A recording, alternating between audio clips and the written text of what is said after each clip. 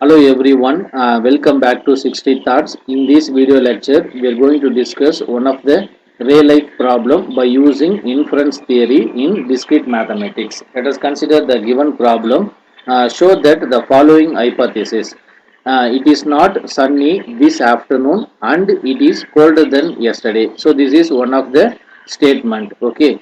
And what is next statement? We will go swimming only if it is sunny. What is next sentence? If we do not go swimming, then we will take a trip, and if we take a trip, then we will be home by sunset. It leads to the conclusion is what? We will be home by sunset. So okay, so this is nothing but a given statement. So what is our target? Using this given statement, we are going to write premises separately as well as a conclusion statement separately. So before we write a premises statement and conclusion statement, let us introduce some proposition variable by using the given statement. Okay. So first we introduce what? Proposition variables. What is the first statement? First statement is it is not sunny this afternoon, right? So it is not sunny this afternoon. This is one new statement. Okay, so that I am going to introduce one propositional variable for this statement. So let the proposition variable is first we consider it is sunny this afternoon. That is nothing but okay. So it is not sunny this afternoon, that is nothing but negation statement of this one. So here we get what? Negation P. Okay, what is next new statement? It is colder than yesterday. This is also another new statement. So we consider new variable, that is nothing but Q. Okay, coming to next sentence. What is the next sentence? We will go swimming only if it is sunny. Okay, so we will go swimming, that is new statement only. Okay, so that is new sentence. So I am going to consider that is a PQ or okay. If it is sunny, already it is denoted by what? P variable. If we do not go swimming, if we do not go swimming means that is nothing but negation statement of R1. So we get R. Okay, then we will take a trip. We will take a trip is, that is a new statement. We consider PQR. This is S state variables. Okay, if we take a trip, then we will be home by sunset. So we will home by sunset. That is new statement. We get a T variable. Okay. So what is given statement? One is a P statement. It is sunny this afternoon. Second statement is what? Negation of P statement. What is another new statement? Q. It is colder than yesterday. So we consider one variable. We consider any variable. I am going to consider Q. What is the next statement? We will go swimming. That is R. We will not go swimming. The negation of this statement. So negation R. Next new statement is we will take a trip. That is next variable S. If we take a trip, then we will be home by sunset. This is new statement. We consider T. Okay. So these are called proposition variable.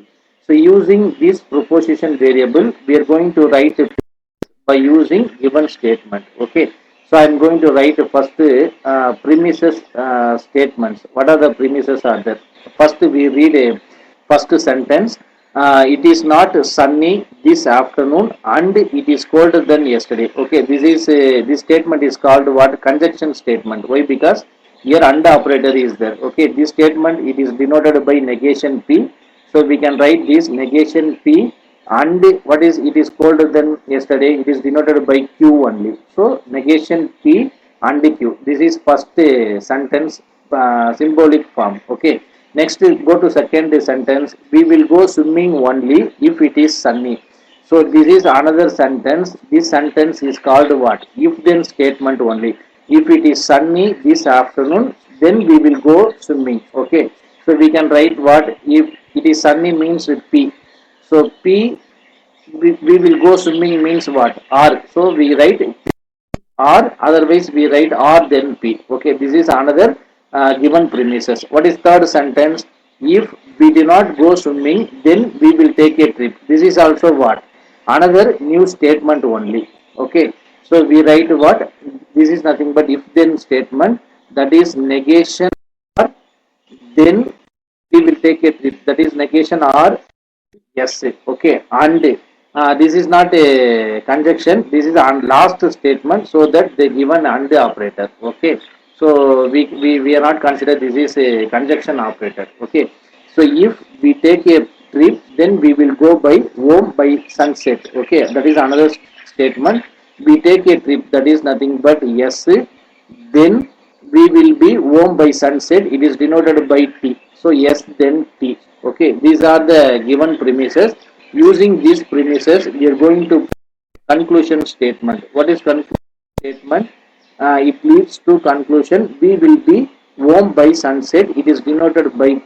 Using these four premises, we are going to prove only t. Okay. Let us see given premises. Here only t variable is there. So we are going to what simplify the given premises. We write t variable, right? So now we solve the given problem. So this is given premises. I am going to consider a tabular column. There are three columns. Okay, first column name is what? Steps. Okay, so this is called steps. Second column we consider a premises. So we consider a first based on the results. Okay, next we write a reason. What is the meaning of premises? Premises is nothing but it can be introduced at any point of derivations. Okay, so first step number one. Step number one, I am going to consider these premises first. Okay, we write a negation P and Q. This is called P. P is called given premises. Okay. So using these premises, I am going to write a negation P separately, Q separately by using a what? Simplification law. What is simplification law? Simplification law is nothing but and we can write either P separately. This is called what? Simplification law. Okay. So I am going to write here negation P separately, Q separately. What is the reason? Using step number one with what? Simplification law. Simplification nothing but what? P and Q, right? Either P separately or Q separately. Same reason I am okay. So step number four. Step number four. I am going to use other three premises. Either P, otherwise we can write any premises. I am going to consider this. So P, but what given? Okay. So using number two, step number four, we are going to write that what is the law? What is meant by Morden's tolerance? So what is Morden's tolerance law means? P then Q, we get negation P. So we can write what? Final answer. Only negation Q. Okay, here we see step number 4. P then R. Step number 2. Negation P is there. So we can write step number 5 what? Only negation R. Using step number 2, step number 4 with what? Morden's tolerance law. Okay. So what is step number 6? Number 6, we introduce next premises, that is negation R then yes. Okay. So here we write negation R then yes. This is nothing but given premises. So using step number 5, step number 6, I am going to write next step. Okay, with the help of Morden's ponens. What is Morden's ponens law means?